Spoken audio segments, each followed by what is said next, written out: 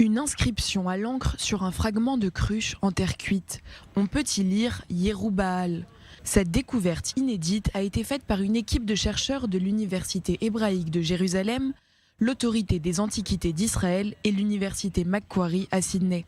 Les fouilles menées dans la forêt de Sha'ariya, près de Kiryat Gat, ont révélé que le fragment date de l'époque des Juges, soit en 1100 avant notre ère.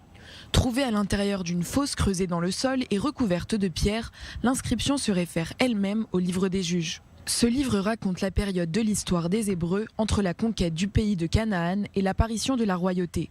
Selon la tradition biblique, Yerubbaal est connu comme étant le deuxième nom du juge Gidéon ben Yoash. C'est la première trace archéologique qui s'y réfère en dehors de la Bible.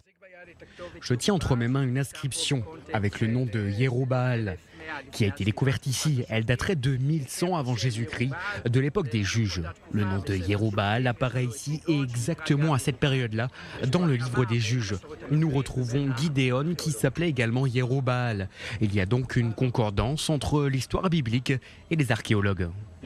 Les inscriptions de l'époque des Juges sont extrêmement rares. Jusque-là, seules des lettres sans lien entre elles avaient été trouvées. Le débat sur la question de savoir si la tradition biblique reflète la réalité est aujourd'hui encore considérable. Cette découverte est sans équivalent dans l'histoire de l'archéologie d'Israël.